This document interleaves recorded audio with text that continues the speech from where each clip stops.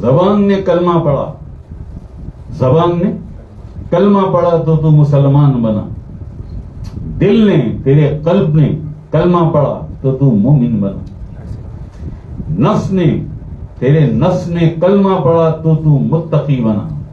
یہی ہے نا درجہ اسلام سے.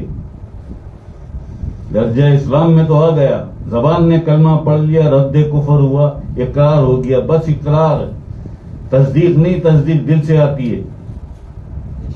رد کفر ہوا تو دائرہ ایمان میں آ گیا، مسلمان ہو گیا. ایسا ہی زبان نے کلمہ پڑھا تو مسلمان ہوا، درجہ اسلام. دل نے کلمہ پڑھا تو مومن بنا، درجہ ایمان. نفس نے کلمہ پڑھا تو متقی بنا، درجہ ایقان. اب رہ گیا درجہ احسان، اللہ پاک کی قربت. جی اب رہ گیا اللہ پاک کا قرب، وہ درجہ احسان ہے کہ نماز پڑھوں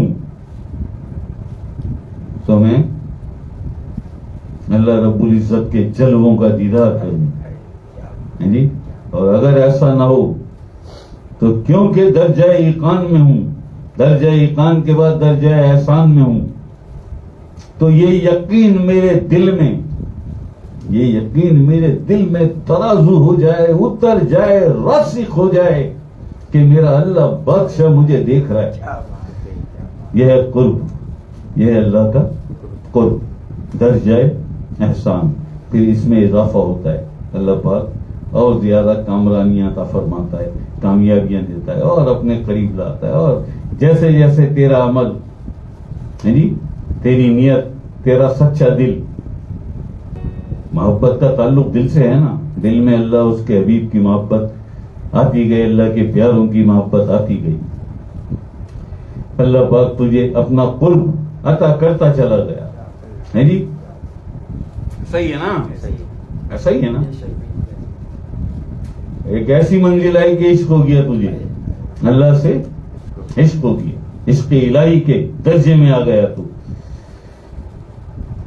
اور جب عشق الہی اللہ کے عشق میں آیا تو پھر بڑی طویل جدائی بھی ہو گئی. جی عشق میں تو جدائی ہے نا، ہجر، عشق میں تو جدائی ہے، قرب تو نہیں ہے. قرب تو وصل میں ہے.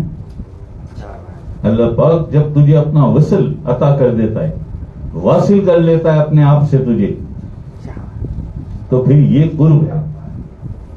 عشق میں قرب نہیں ہے، جدائی ہے. وصل میں قرب ہے. یہ معاملات ہیں جی. اللہ پاک خوش رکھے آپ کو، اللہ پاک راضی ہو.